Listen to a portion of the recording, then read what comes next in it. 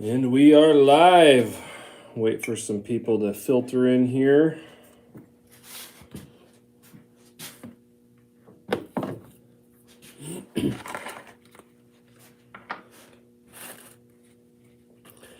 There we go.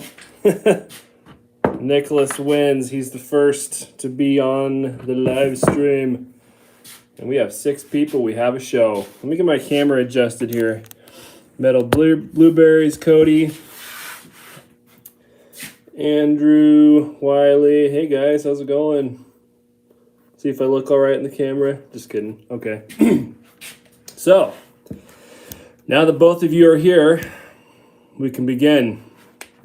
It's a little joke there. Lucas, John, Terry, Bradley. So, tonight, guys, 19 people. All right. Just Dale. Yep. Dragon Water Forge. It's a cool name. Haven't seen you on here before. Welcome, Thomas. Thanks. Cody, you bet. Yep. Jim, how's it going?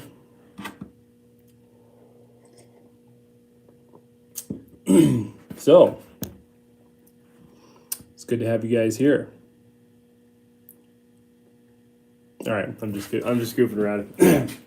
Okay, so tonight is the big giveaway. We are giving away a mug, another mug, some patch. Oh, and these come with a sticker.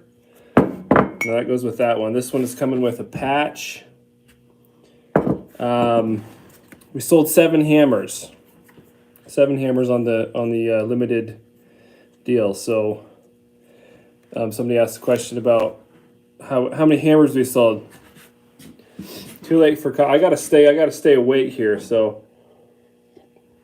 all right, so we're giving away some mugs, stickers, patches, and where'd the knife go?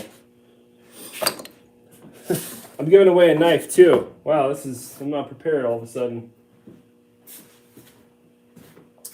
Well, I'll find it in a minute here.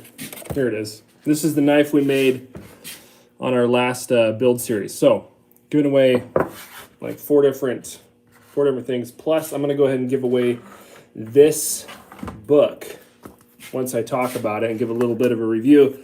I decided to give it away. We're going to try to give it away to somebody who's just getting started in forging and needs some resources. Thought that would be great. So, we'll get into that. So, yeah, we got a lot of cool stuff to do tonight, guys. So, thanks for being here.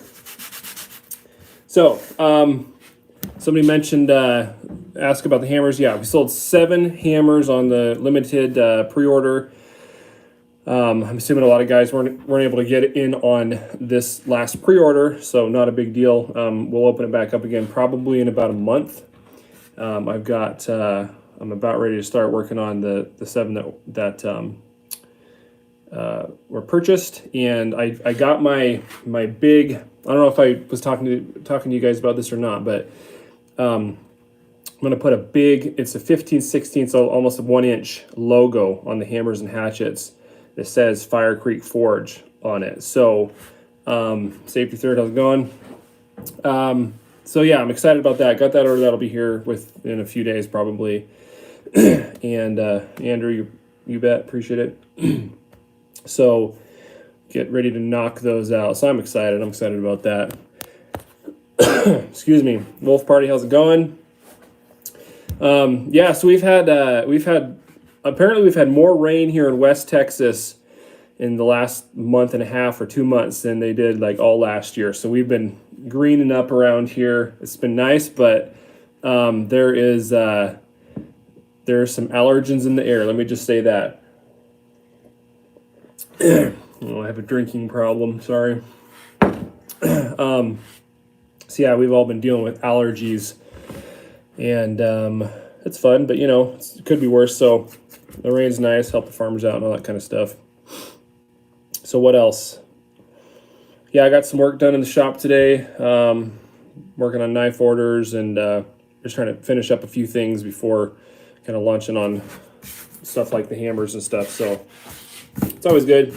So yeah, so should we let's get into it. Let's excuse me, let's get into it. Let's start giving some stuff away. So the way this is going to work, if you guys saw my post about this, is that I'm going to ask a few early American history questions. That's how we're going to do this, because I like history. I like early American history. I'm not an expert by any means, nothing like that, but I think it's important to know where you come from, to better understand where you're going and where not to go and all that kind of stuff. So I like history. I think it's important. And, I've talked a little bit about like the flags and stuff briefly and stuff. So maybe you guys recognize that. But anyway, so here's the rules. You can use Google.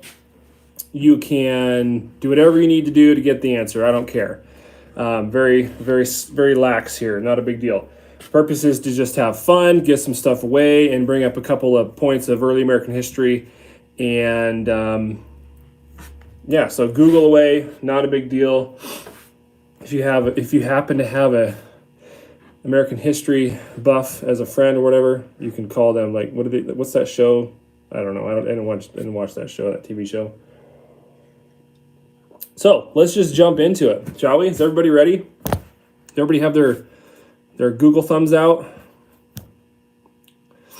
That must be what's happening, because there's no comments rolling right now. So everybody's like, okay, everybody's ready. Okay, somebody's wife is a history teacher. Senor Chang. Everybody's ready? Okay. Who wants to be a millionaire? Okay, that's what it was. All right, so we're going to kind of work our way up to the knife, all right? So to start out let me finish. Sorry. I will send this stuff to you guys for free. Like, I'm going to cover the shipping charge and everything. So this is all free. All right. You're just going to have to, email me your mailing address. And the way this is going to work, one more thing. The first person to get the correct answer to the question that I see on my screen is the one that wins. Now, I realize this is not a 100% scientific and perfect way to do this, but that's how we're going to roll it. So, it's what we can do. So, starting out, I've got a Fire Creek Forge patch, and I've also got a sticker that I had these made up back in Idaho. So kind of cool there. So I've got these things that'll come into you in an envelope, and I'm gonna give these to somebody. So, first question. Excuse me. Everybody ready? Here we go. An appeal to heaven flag. That's what it was called. An appeal to heaven. It said that on the flag with a pine tree. Was one of the multiple or many popular flags during the American War. Can only win one time each. That's another thing I forgot. I should have the rules written down. One winner. Yes, you can call a friend. All right, let me start over. So I guess if you want to hold out for the last thing, I don't know, but we'll see what happens. So I want to kind of spread the love. So one winner per deal. An appeal to heaven flag with the pine tree on it was one of the multiple or many popular flags during the American War for Independence. John Locke, who was a fairly popular social construct commentator at the time, you might say, wrote about the phrase appeal to heaven. Question is, what was the appeal for? What was the appeal that was stated on that flag? And we'll just wait for the answer. So that's the question. An appeal to heaven. What was the appeal for? And this is where we wait in awkward silence, so I'll just drink some coffee.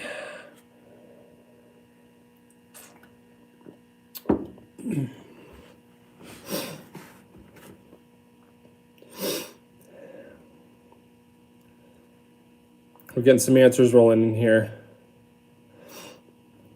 Let me rephrase the question slightly. Well, no, that's pretty much appeal to heaven. So I can appeal to God for what? We got some revolution. No, for more ships. Somebody said they know the answer, but they're holding out for the knife. So this is kind of somebody said peace. That's not it. Excuse me.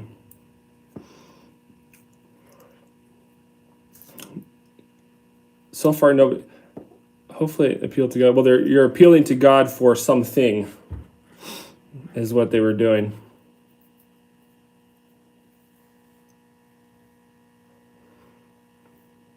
Don's exhausted. 14 hours of work will do that to you.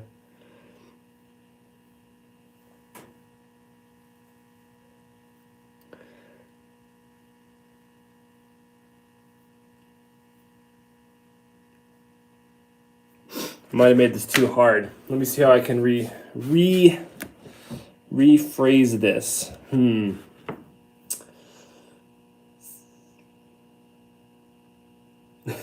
This is kind of embarrassing. I thought I made these easy enough to find, but maybe I didn't.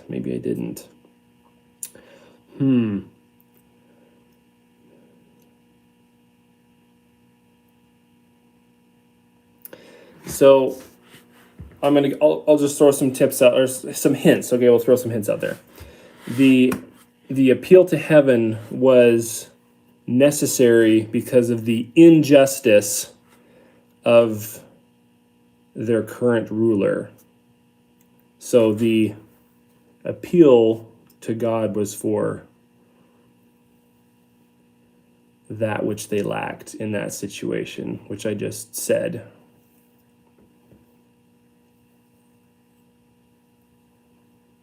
Somebody had to go to a fire call.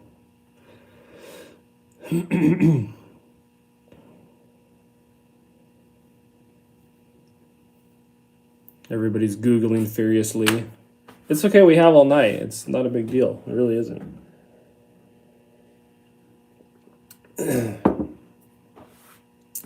I'm watching the comments.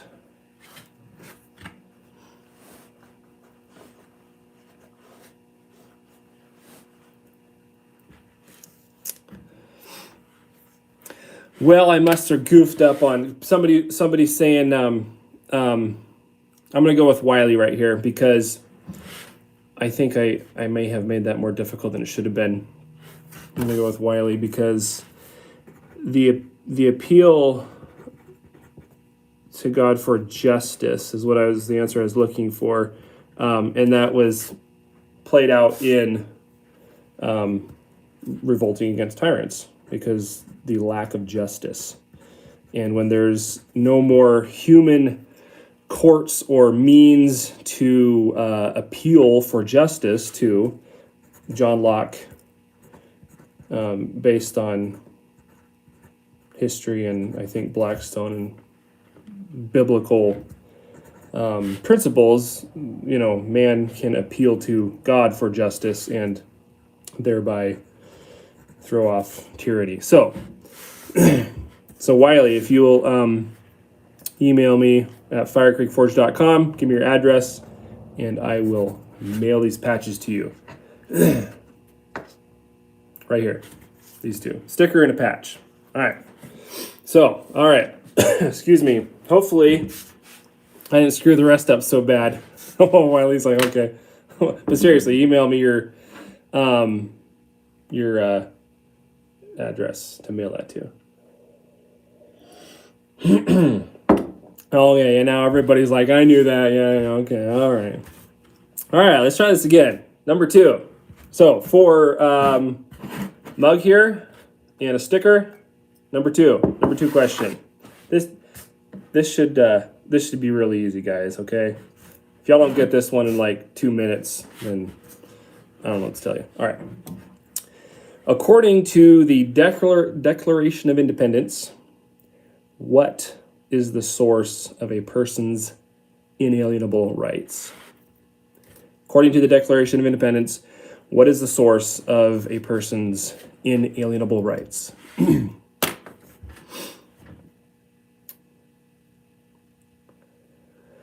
Dale Kirkland. We'll go with that. That's correct. It says creator. Dale says God, which is the same thing. Very good, Dale. Thank you. Yeah, I mean, that's, interestingly enough, that's, even in conservative circles, you know, and I appreciate people who serve in the military. Don't get me wrong. I have family who serves in the military, past and present. I would have served in the military, except for I have asthma, so they wouldn't let me, so I went to law enforcement instead. However, none of these people have given me my freedom. My freedom comes from God, and that's clearly outlined in your freedom comes from God, my creator, your creator. So I think it's really important to remember, because if man can bestow freedom, man can take it away. So anyway, good job, Dale. Email me your address, and I will send you, these items. So, very good. All right, that was a little easier, huh? Yeah. For some reason, I thought, anyway, yeah, good job. Important stuff. All right, let's go to number 3, and we'll go with this this mug right here. And this sticker, I'll get one that's not quite so bent up here. Or no, I'm sorry, it has the patch. The patch, yeah. This mug and the patch. Question number 3. All right. That's a good one. Prior to 1791, the absence of this document prompted multiple constitutional delegates to disagree with adopting our Constitution, thereby refusing to sign it. They didn't ratify it. They did not want to adopt the Constitution because of the absence of this document prior to 1791.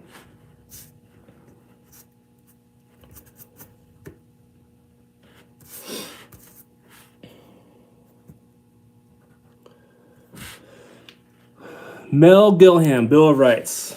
Yeah, a bunch of you guys had it right away. Mel was the first one. That's correct. Bill of Rights. See if I spell that right. Yeah, the Bill of Rights was not originally part of the Constitution of the United States.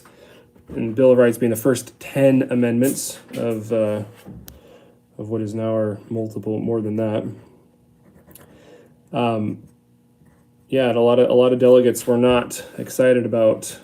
They were not on board because, I mean, you have to remember what they were trying to escape, or what they had escaped, I should say, and trying to avoid. You know, they wanted to make dang sure, and I'm glad they did, that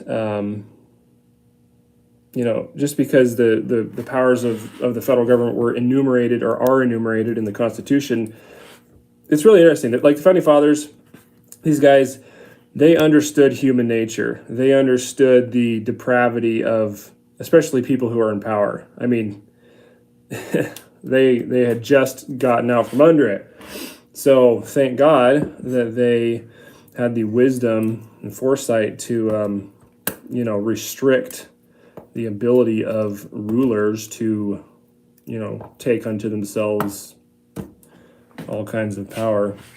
I can't imagine where we would be today without that. I mean, we'll see where we end up in a year or 2 or 5 or 10, but nevertheless, yeah, Bill of Rights. So, yeah, good job, Mel. Send me your address, firecreekforge at gmail.com. I don't know, you can go to the website too, and there's an email contact form, so either way. I'm going to write down what it is here. Black mug. Patch.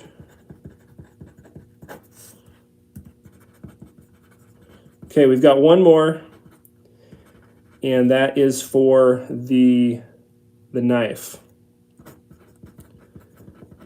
This one, I tried to make them in, apparently I didn't, but I tried to make them in like slightly more difficult as they went up.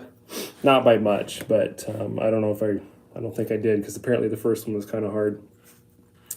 So anyway, this is number 4, and this is for the knife here. This is the one I built with an angle grinder and stuff like that, just basic tools and stuff. So, good little user. Doesn't come with the sheath. You're on your own on that, but send it to you anyway. So, for the knife here. This is for all the marbles. Here we go. Name the first location that colonists living on American soil starved, and some starved to death. Name the first location on American soil where colonists starved under communism, and who wrote about it. And I'm looking for specifically a documentation of this by a specific person.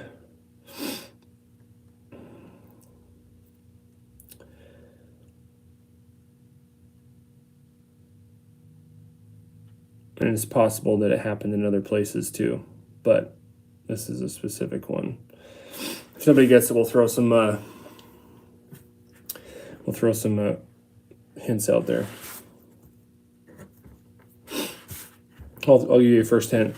The guy that documented this instance, this circumstance, was in his diary or memoirs. Diary, I guess you could say. Daniel says Jamestown and John Smith. It is possible that that's one too, but that's not the one that I'm thinking of here. So here's a hint: Mayflower.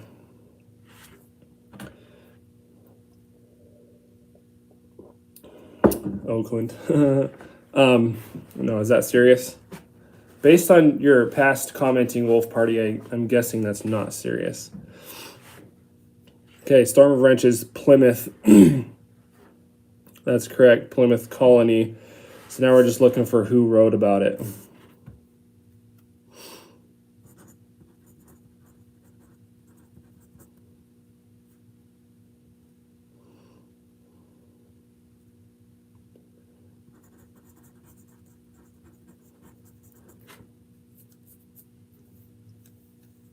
Another hint was the guy that wrote about it was, we got William Bradford, safety third. Okay, so we have a problem here. One person got part of the question, the other person got the other part. How do we do this now? Probably gonna have to go with the first Storm of Wrenches got the first part first. But yeah, so Pilgrims come over on the Mayflower, and they were only about 1/3 of the people that came over on the flip a coin. Somebody says, "Oh, safety third." I didn't see you say Plymouth earlier.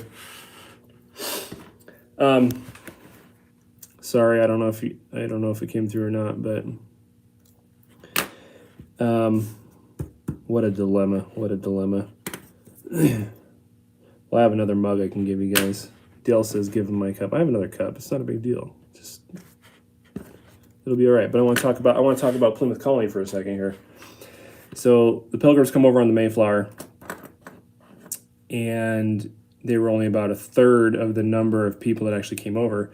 But anyway, in the colony, they held everything in common. Everybody worked, worked in the fields or whatever. It was communism. Okay, they had it was just communism. I don't know what else to say. And a bunch of people were starving, and some people actually starved to death. So they realized that whatever they were doing wasn't working so great, and they changed it to where people were allowed, given plots of land to work for themselves and for their own families themselves and so forth. And the next year, they had an abundance. And I don't believe that was the first Thanksgiving. First Thanksgiving, I believe, was after the first year that they were there, and a bunch of them had actually died, but they were still thankful for what they had and God's provision. But anyway, communism has been tried many times, and it's been tried in America. And for some reason, nobody wants to immigrate to communist countries. even though they're so awesome. So, I'm going to give the knife to Storm of Wrenches and Safety Third. Let me send you a mug. I've got another one over here. So both you guys send me your email. Email me your addresses, and I will send those off. All right, cool. So yeah, a little bit of stuff that you probably didn't learn in school, maybe, but probably not. At least not nowadays, I would imagine. Some of you guys are a little older. We're done giving stuff away. Yeah, we just finished.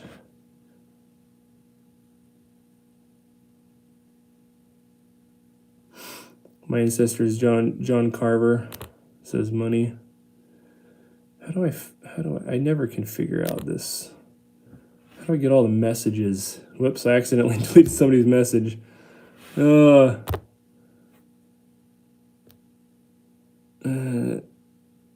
we go. Okay. Man, the iPad is not the best live stream tool, but anyway.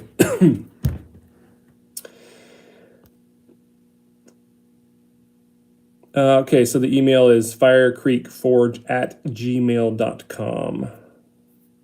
All right, guys. That was fun. I thought it was fun. Hopefully you guys thought it was fun. Throwing some free stuff out your way. Getting a little bit of American history. Good stuff. Good stuff. Thanks for participating, everybody, one and all. I think that's a lot more fun than just, like, yeah, no, I got the book still. But this is going to go out to somebody that is just starting out. So how do we do that? No, I got to talk about it first. Okay, yeah. Hold on. Getting ahead of myself. All right, so, excuse me. Allergies. Actually what's kind of cool, though, is since COVID came out, we cured the flu. Nobody gets the flu anymore. It's all COVID. But anyway, somebody emailed and asked if they could send me this book to give a little review on. And that's what I'm going to do. So this is from Artisan Ideas, and this is a publishing house, and they have a lot of different knife making, blacksmithing, different things like that. Some are by ABS Smiths and different stuff. This guy This is by a guy named Paul White. I never heard of him before this book. Doesn't mean anything. There's a lot of great knife makers out there. So what this book focuses on is sort of a specific style that Paul White makes. And he makes sort of a rough forged frontier style blade. And he goes into quite a bit of detail of how to forge things. So there's quite a bit of good forging technique in here. So that's definitely helpful. There's quite a bit of handle installation, heat treatment, stuff like that. If you've never made a knife before, this would not be a bad one to start with. I think you want to have more than one book in your library regardless, right? But this would be a good one to have in there. So it talks about forging blades, heat treating, knives, stuff like that. One of the things about critiquing or reviewing someone else's work is that you're never going to find. I'm trying to find a picture to show you guys here. You're never going to find the book that you would write, and you're never going to find the knife that you would make. And so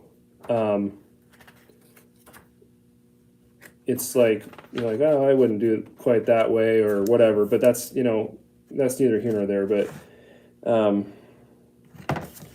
gosh, there was a picture here. Okay, here's a picture of some of the knives right here. So as you can see, they're not, the kind of style that he is going for is more of a rough forge type deal. There's not a lot of fit and finish, and that's fine. There's different styles and different things. They look like serviceable knives. So overall, it's a good book to have in your library for forging and making knives. And I don't know the exact price. I think it's between 25 and 30 bucks. Some good things about it. It covers in depth, forging technique, which I think is great because, some of the techniques he talks about, like the counter curving stuff or the counter bend. This is one technique, for example. Once you've sort of forged your blade to a certain extent, and he explains all that in the book, you counter bend it, and then the reason for that is you're going to forge along the inside curve here and spread that metal out to make your bevel, and that's going to straighten the blade out as you do that. So he talks about all of that, and that's one valuable way to forge a blade. It's not the only way, but it's one way to do it. So it's good experience. It's good information. There was a couple things that to nitpick a little bit about the book that I wasn't super impressed with. The first one, and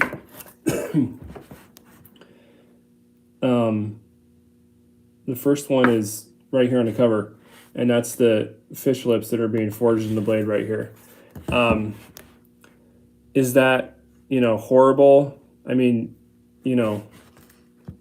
it's, in my opinion, it's not really a, mark of a highly skilled smith. I'm not saying the author's not highly skilled. Obviously, he doesn't care about fish lips, and that's fine, but I don't think I would put it on the front of a book. But okay, that's just kind of nitpicking. But on the same note, though, talking about really forging knives to finish, I have seen knives that are forged to finish a lot nicer than these without, fish lips and that kind of stuff. Because then you have to go and grind that off, right? So if you're really going to forge a knife to finish, that'd be one of my nitpicks is like, pay attention to that kind of stuff so that you're not coming back and grinding that off anyway, right? If that's what you're trying to do is not grind as much as possible, which is what is kind of the book's sort of about. So that's one of my nitpicks. Is it a huge deal? Not really.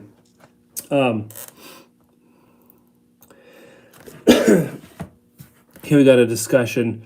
Somebody said it wasn't communism in Plymouth Colony. Well, you can call it what you want, but the point is that they held everything in common and nobody had their own property, and so everybody was required to work and everybody got the same. The point that you need to go away with is the fact that it didn't work, right? You can call it whatever you want, and the term communism wasn't really around as far as I know, but that's not the point. The point is that nobody had personal property. It was all held in common, and people starved to death. It didn't work. That's the point that I was trying to make there. It did not work. And then once they gave people the ability to have personal responsibility for their own circumstances, their own destiny, if you want to use a popular modern term, that's when people prospered, and that is when people had plenty. So that's the point. I mean, you call it what you want, but the point is that it didn't work. So where was I on the book? I totally lost my train of thought. Where was I? Grinding them out. Yeah, the book's kind of about the old frontier style of forging and stuff like that, and staying away from grinding as much as possible. So my point is, you can forge things cleaner than this. Not to say that there's not a lot to learn from the book here. But along that note, like if you wanted to use like a flatter or just more careful forging, you can get a knife looking a little cleaner, than this if you want. But okay, I'm nitpicking. All right, I'll stop that. The only other thing that I would kind of nitpick about this is in the heat treatment section, he's talking about oil, and this is just this is kind of one of my pet peeves, because heat treatment to me is one of the focuses in knife making that I enjoy, and I've told people sometimes that I want to be Kevin Cashin when I grow up. Here's an example of what I'm saying. Like, if you're gonna forge you know, if you're going to grind that all off, you know, you can forge that profile right there, right? If you want to. So, just saying. Anyway. So, but anyway, and when he's talking about heat treating and then this is kind of what I'm talking about here. It's like, you know, anyway, he's talking about heat treating oil and you know, saying that all oils are equal or the same. And when it comes to oil, oil is oil. And that is simply not true. Now, I recognize this is I'm probably going to be a lot more uptight about this personally because of my focus in knife making, but no, oils are not all the same, not at all. And so in this book, you know, he's using 1080 steel, 1080 high carbon steel, and talking about using you know, like canola oil or something like that, vegetable oil. And so the thing about oils is that you either have some random type of oil, or you can get an engineered quenching oil that's designed for specific purposes, and that's what you want to do if at all possible. So for like 1080 steel, you need to have a quenchant, an oil that's going to cool it fast enough to convert it to martensite as completely as possible. And if you have an oil that quenches it too slow, especially in this particular steel, you're not going to get that full conversion. You're not going to get the performance out of the steel that you want. So no, oils are not all the same. Anyway, that's just something. But again, you're not going to take one book, read one book, and walk away and think you know everything. And if you do, you're a dum-dum. So yeah, as part of your library, absolutely. Great book. But there's my nitpick. And now we can give it away to somebody. So Metal Blueberries asks, what oil can I use for 1095 canola heated? So canola oil is sort of the equivalent of a 10-second oil, which is basically a AAA. There's lots of others. And that is what you would use for a deep hardening steel. What you want for, did you say 1095 or 1080? What you want for 1080, 1095, 1075 is something that will quench it quicker. You probably heard of Parks 50. It was designed to replace water as a quenchant, but not as harsh, and therefore reduce or eliminate the possibility of cracking and extreme warping. But a eutectoid steel, like somebody mentioned a minute ago, or your 10 series steels, 1095, some steels that don't have additional alloy components that make them a deep hardening steel or slows that cooling rate down, slows the necessity of the cooling rate down. If they don't have that, like 1080, 1095, 1075, then you have to have a fast quench in it. Otherwise, you're going to have some amount of pearlite formation in your steel. And you're not going to know this by any typical means. Like if you take a file and see if it's hard, it'll feel hard because the file is just going to skate across the martensite and you're not going to be able to detect the pearlite. And so you're not going to know, but you're not going to get the kind of abrasion resistance and edge retention out of that you should. So for 1085, 1080, 1075, you want the best option is Parks 50, okay? If you can't get that, I've heard of guys using like different vegetable-based oils that are a lower viscosity that should cool at a faster rate than canola oil, like I said, which is about an equivalent of a 10-second oil, which is basically what a AAA oil is. If you don't have any other oil and you have to quench 1095 in there, can you still make a knife out of it? Yeah, you can. I mean, go for it. Are you going to get the best out of that steel? No, you're not. And does that matter? I don't know. That's up to you. So I'm not one of these guys that, if you don't have this and that, you shouldn't even be making knives, kind of a thing. Like, no, go make a knife. Just understand what you're doing and understand what you're going to get, So yeah, whatever. Do what you want to do. But just know that, specific steels require specific treatment. That's all. So, who can we give this book away to? I need somebody who has made like maybe a couple knives, you know, or maybe no knives and needs some resources, wants to get into forging. How can we do this? I don't know. I didn't plan this part out.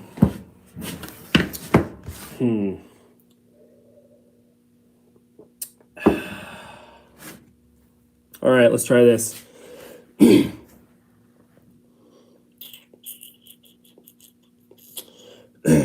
No, hold on. I gotta read some of these comments.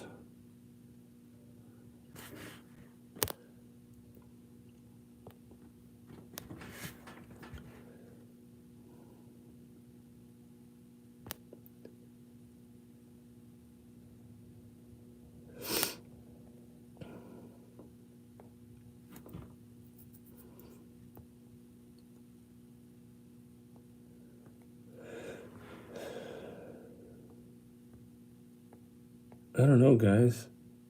We got to come up with another question or something.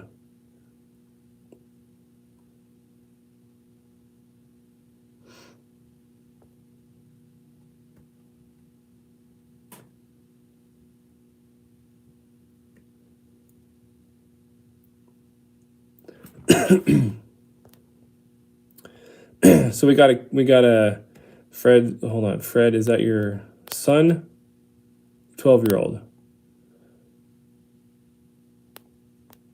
Is your 12-year-old want to start making knives? Is that what I'm understanding? Okay,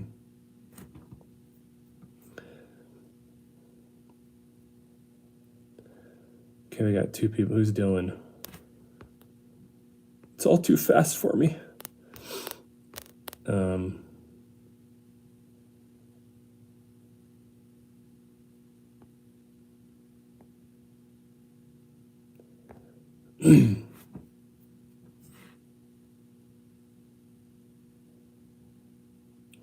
So we have a consensus. No, give the hat away. Well, this is my hat. I can't give it away. Nicholas, see you later. All right, let's we kind of have a consensus. That's kind of cool. Yeah, we got a youngster here that's interested in knife making. It looks like we have a few other candidates too that we got to pick somebody though. So yeah, let's give it to excuse me. Let's give it to Fred and Fred's son.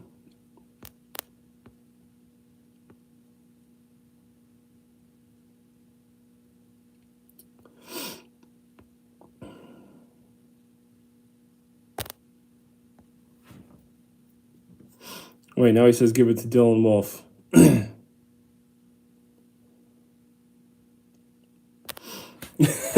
Everybody's it's going to the pretty crazy. We're taking it out back. Let's give it to the young fella. Fred, go ahead and send me your address and get that kid forging, because that's a good thing for kids to do these days. Well, it always is, but I think it's a good use. A good use for that book. Everybody else, y'all are special too. I'm just saying we got to pick one. Wait, now Fred says pass to Dylan Wolf. I don't know who Dylan Wolf is. I mean, I see him on here. What's your story?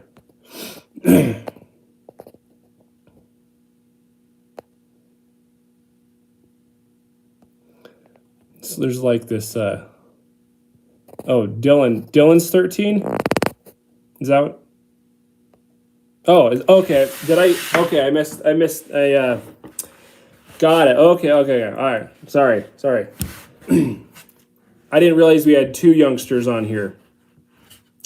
All right, Dylan, send me your mailing address. Hey, Robert. How's it going? Yeah, Dylan, send me your... I was confused. I mean, it's a big surprise, right? But... All right, book's going to Dylan. He's made a couple knives. All right. Thanks, Fred. Cool. Right on. All right. Send me your address, firecreekforge@gmail.com, and I'll send you the book. All right. Cool. So what do we do now, guys?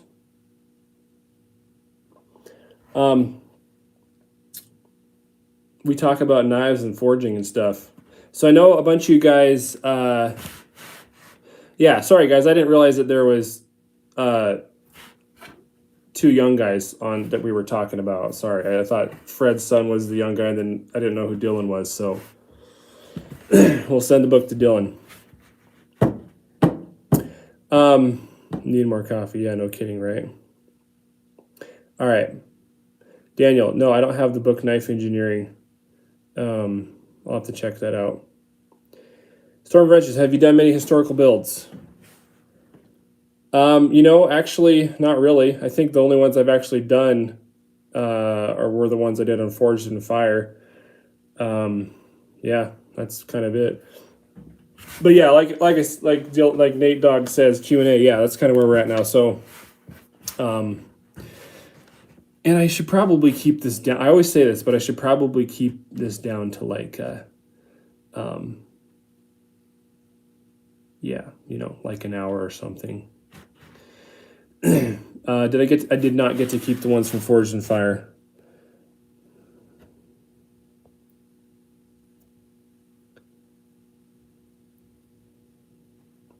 So yeah, we'll do a little Q&A here, guys. I know some of you guys asked questions earlier, and I didn't see them because I was talking about the book or whatever, so feel free to shoot them out there again, and I will try to answer them. Yeah, this book's on Amazon, I believe. And if you just Google it, then I'm sure it'll come up. It's called Forged by Paul White. Done any titanium? I have not worked with titanium yet in anything. Whoops.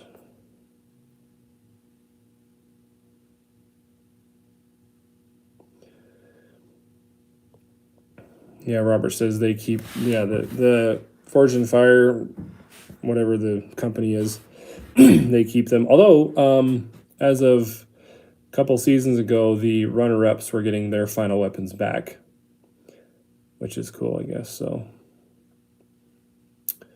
see you, Metal Blueberries.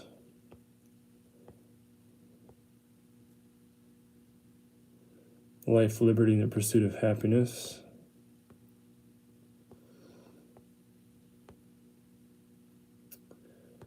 Thanks, Wiley.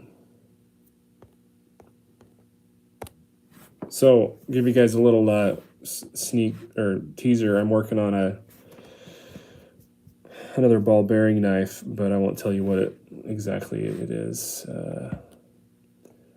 It's different than what we've done before.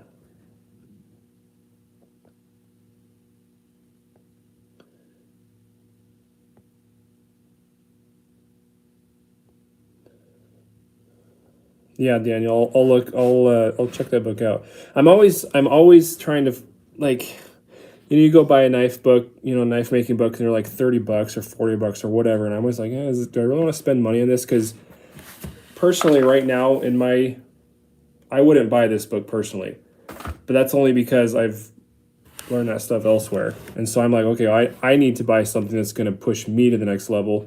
We're all learning all the time. I have tons to learn, but it's like, what's going to be the best resource for me? And so I'm always trying to find that.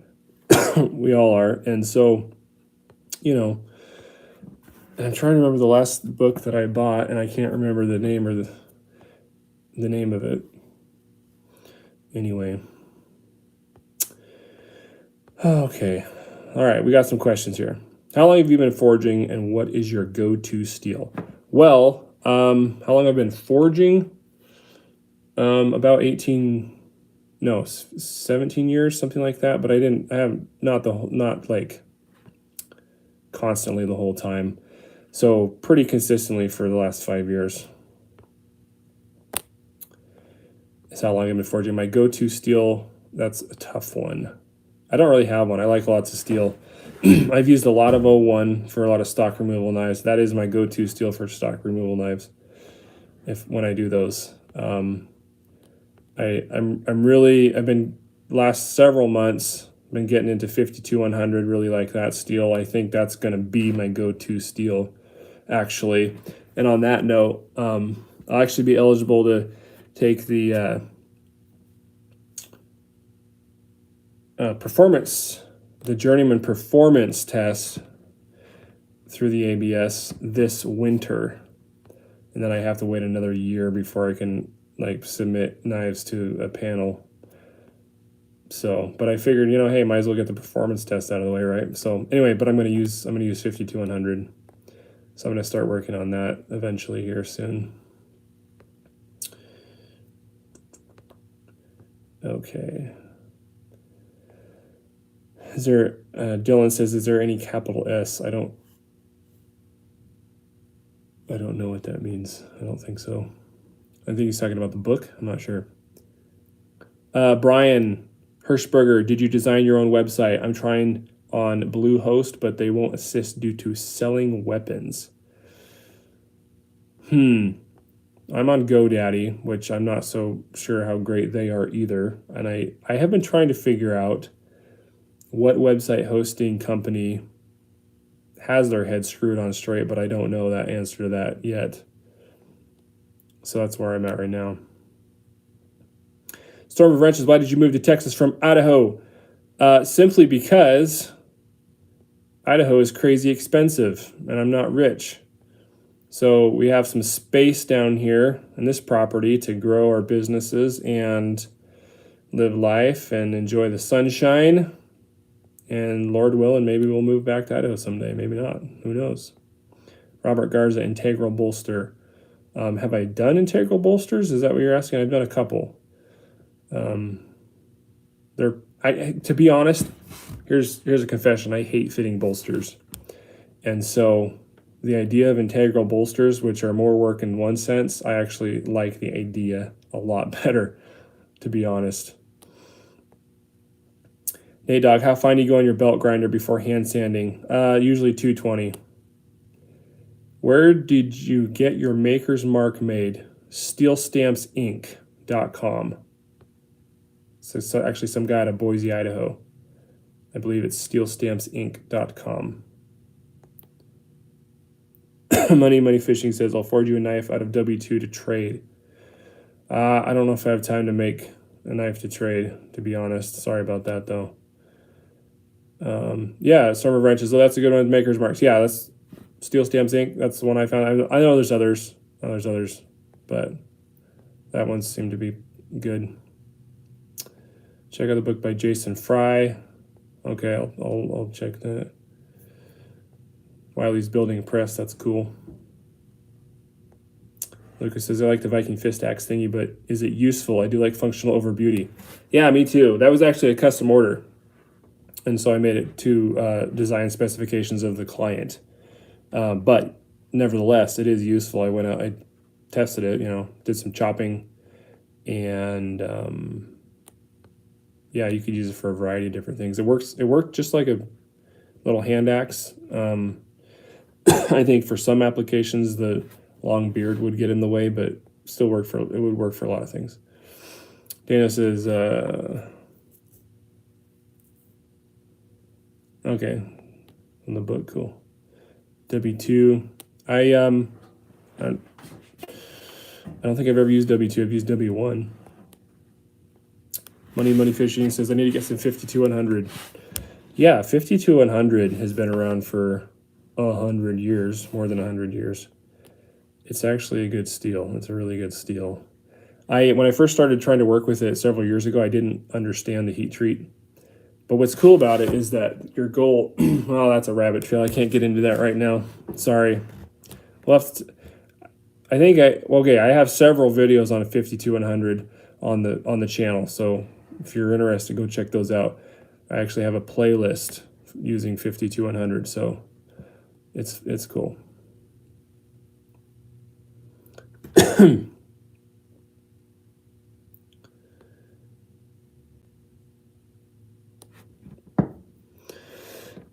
Taurus 7411. Would you consider making a pattern welded knife from the cut up pieces of a dozen or so Chinesium knives?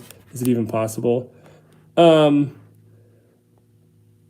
Most of those knives are some kind of cheap stainless, which would make that somewhat difficult, although not impossible. But I don't think I would want to try that. I don't know what would you make, a throwing knife out of it? Something, I don't know.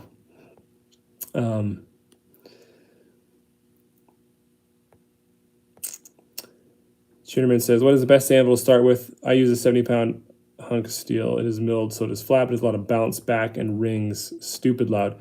Bounce back is good. Excuse me, that's called excuse me, that's called rebound. That's a good thing. It means that your energy is being used efficiently. If you have, maybe you need to get a bigger hammer to match up better.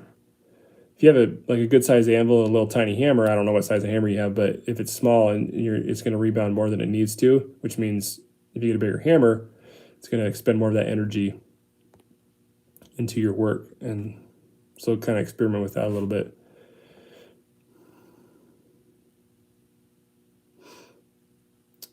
Nick bought some Parks 50. It has better results, quenching spring steels. Or, wait, I'm sorry. Well, what kind of steels? Spring steels. Spring steel can be a lot of different things. It's kind of really hard to know what you're what to expect if you don't know what steel you're working with. Excuse me. There's a lot of questions to that statement there. B for Baroness, do you have a favorite hammer maker? Yeah, it's me. I just started making or selling hammers. Anvils are expensive. Yes, they are. Wiley, 52100 for your performance test. Goodness. That's what I would have said several years ago too. But there is good reason for it. And there's multiple other Smiths who have done it too. Okay, I have to mention briefly, excuse me. Apologize for the 52100 has about 1% carbon in it. But not all of that carbon goes into solution if you're doing your heat treat right.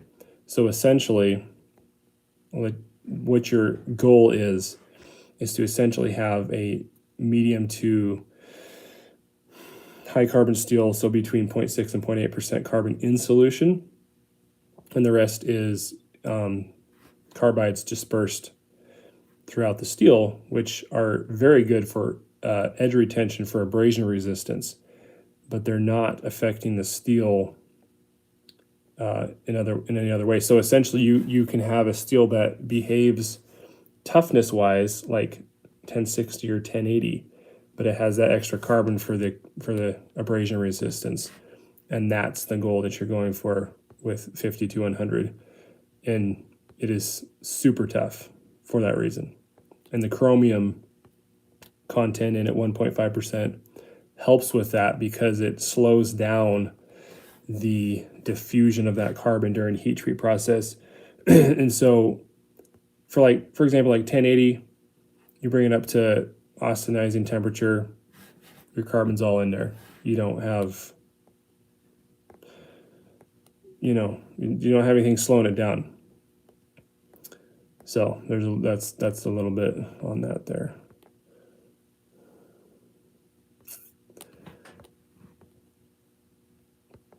Okay, where were we? No chasing wabbits, no kidding. I had to mention that though, yeah. Robert Garza said, I've gotten to speak with Bill Burke and he swears by 52100. Yeah, he should know his stuff.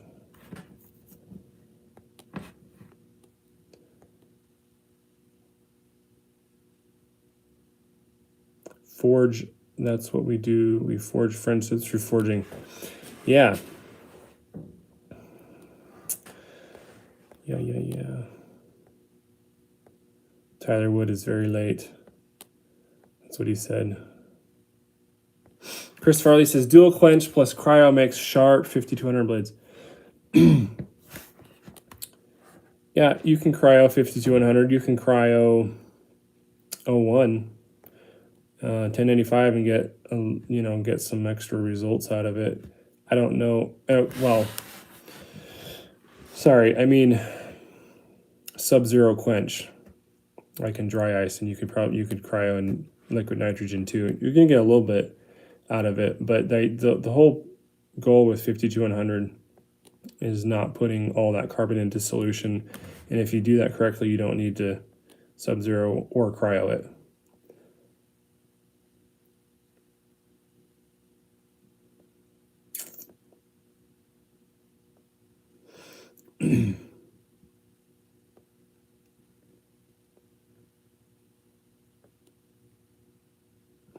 Fred Fierce says, do you have a favorite type of knife? Mine is the K-bar. I have 3 that my grandfather made when he worked at the factory. Oh, that's cool. Those are definitely heirloom items right there. My favorite knife is a sharp one. No. Yeah, that's a really tough question. So the thing about knives for me is that the thing I like most about knives is making them. To be quite honest, I don't even carry a knife most of the time. I started out as a user, and now the joy for me is in creating stuff. So I don't, I'm not a knife collector. I know some guys who make knives are. I'm really not. So my favorite knife is the last one I made, probably.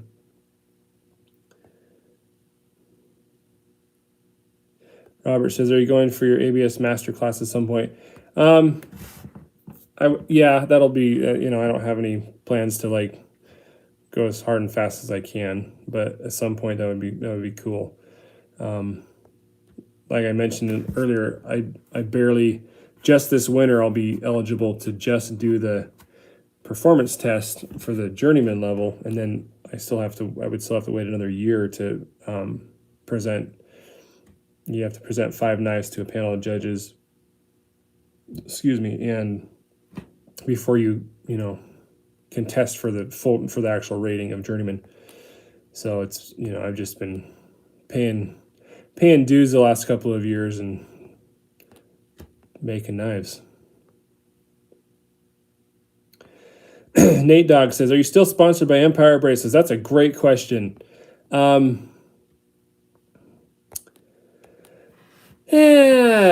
I could be. Here's the deal with Empire Braces. I haven't talked to them, and I know they watch my videos, so they'll probably see this, and that's fine.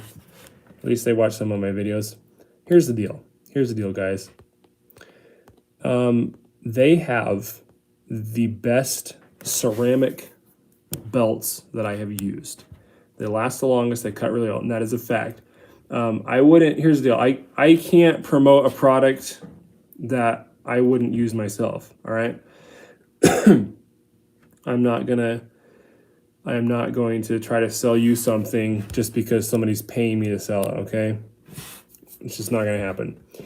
So, they sent me some product for free. I tried it. I was like, yeah, I really like these belts. And I have purchased belts from them with my own money a couple times. The issue that has kept me from like jumping on full on board, and helping them sell as many belts as they can, abrasives as they can, is 2 things. Kind of 2 things. Number 1, they didn't have, last time I checked, they don't have a full range of abrasives for us guys, knife makers, okay? They don't have like the J-weight, like the soft backing belts and stuff, which I use all the time. Got to have them for multiple things, handles, etc. They didn't have them.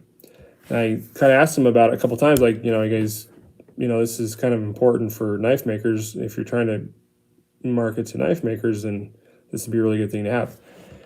And excuse me, they didn't really seem too excited about trying to make that happen. And then secondly, there's still some other product that I find like sandpaper, for example. I found the best sandpaper that I found I get from truegrit.com, and it's the Norton Black Ice, and I've used lots of different sandpaper. Spent hundreds of hours using sandpaper, and that is the best that I've found. And the stuff that Empire Abrasives had was not nearly as good.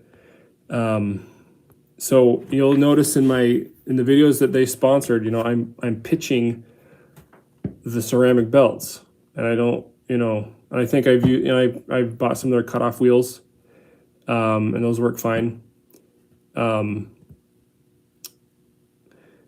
But that's kind of the only thing that I could really get behind that they sold was the ceramic belts. And they also sell some aluminum oxide belts, like a lot of people do, and those are aluminum oxide belts. They're fine, they're okay, but you can get those lots of places too. So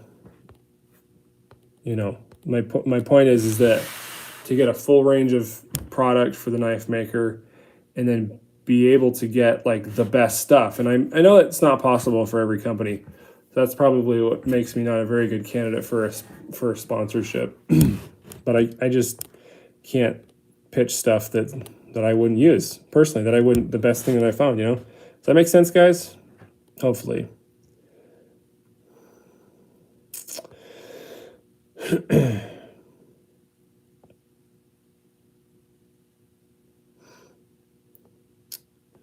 Hey, Steve. How's it going? Sorry, I'm going back in the comments now. I missed a bunch. So that's the story on Empire Abrasive. So yeah, I still like their ceramic belts the best, but I want to be able to order everything I need from one place. And then there's some stuff that, and so here's the thing. They said they couldn't get the Norton stuff, or they wouldn't, because of the price margin or something, or the profit margin or something like that. They can't carry the Norton stuff, the Norton sandpaper. So that's kind of why that piddled out, and that's the story.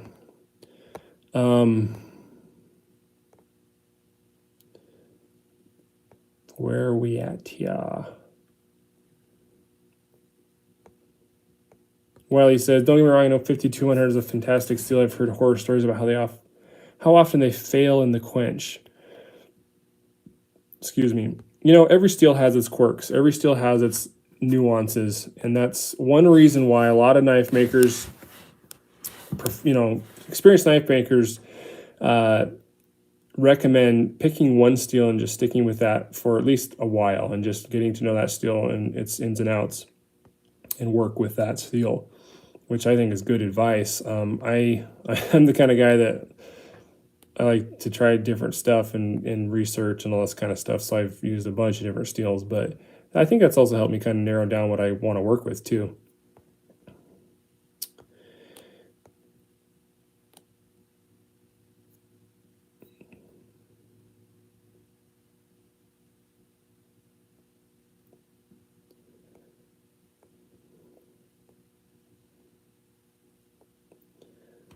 All right. Aaron says, the only time I've had 5200 fail was my fault for working it too cold. That is one of the things about 52100, is that as you're forging it, you see that color start to drop. You can feel it stiffen up under your hammer. And obviously that's when you need to stop hitting it. I know of guys who have had stress fractures or cracks in 80 CRV2. And like 80 CRV2 is super tough steel, and like there's no reason for that unless maybe you forged it too cold or something like that. So there's different, you have to pay attention to stuff. But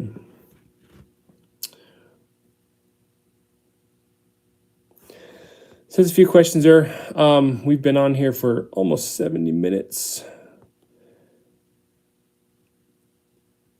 Yeah, there's so many things I could jump on and talk about, which I'd love to do. You know that. I'd love to talk more about heat treating and knives and stuff. Somebody mentioned we should have a heat treating, should do a show, heat treating, something like that. And yeah, that's a good idea. Here's one. What are your thoughts on cork belts and Scotch-Brite belts? I've used Scotch-Brite belts a couple times. I'm really not sold on them. They don't really, in my opinion, they don't really do anything that a clean 220 grit belt won't do. That's just my opinion. Maybe I didn't use it right. I don't know. Nate Dogg says that some Empire braces belts busted on him. That's too bad. I haven't had that happen. Out of the couple dozen that I've used, they didn't do that, but alrighty.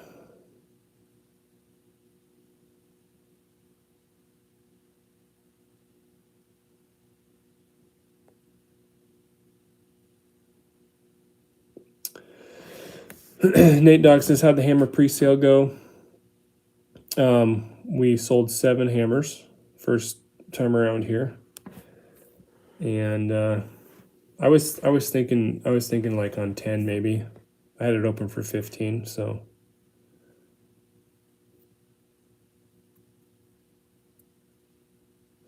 Steve asks, have you given any more thought to your coffee idea you had a while back? Yeah, I have. That's still something I want to do. Put out a line of coffee, which ironically enough, I have a client who is actually from Idaho, and he's retiring from the Air Force, I believe, next year, but he's a coffee roaster. And I was like, hey, maybe that's a connection. I don't know. So that's one of those things that the more, the bigger the community we have on here, the more feasible those kinds of ideas are. And so I've had a lot of those ideas that I've told you guys. Well, I've had several of those ideas that I've kind of told you guys about. And really, I have to be patient. But yeah, that's going to happen sometime. It's going to happen someday. And just, the more people we have, the more bigger the community we have on here, the better that's more sense that makes. So Don says, do you quench a hammer? I think that's what he means. Quench a hammer, is that what you're asking? Yes, you do. You heat treat the hammers, temper them out to an appropriate hardness for smacking things, hitting steel. Well, soft steel because it's, heated up. Yeah, and those hammers, so I'm going to talk about those for a minute. I don't know how many of y'all, obviously whoever ordered one went to the listing, but the steel that I'm using for the hammers is 1045 steel, and it's actually made in, the steel is manufactured in Texas. I don't know how to say the name.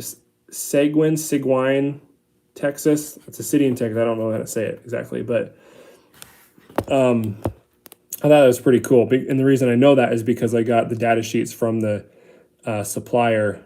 See you later, Robert. and it has all the information, the pour date, like when they actually made the steel. And so yeah, it's American steel made in Texas.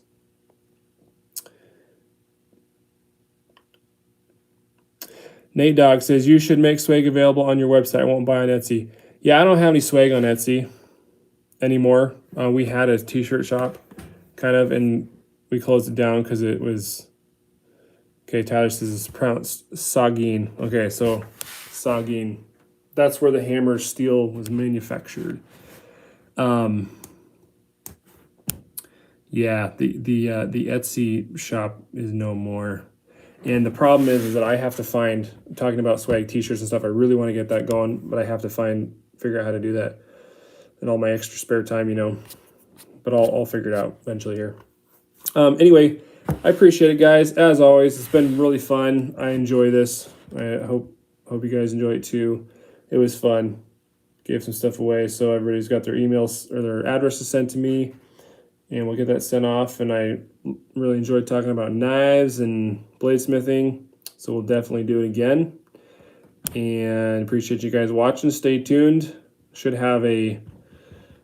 I'll have a video out this week of a build that I kind of mentioned, ball bearing, different than what we've done before. So fun stuff. Anyway, thanks guys. Appreciate it as always. And we will see you on the next one. Take care. Be safe.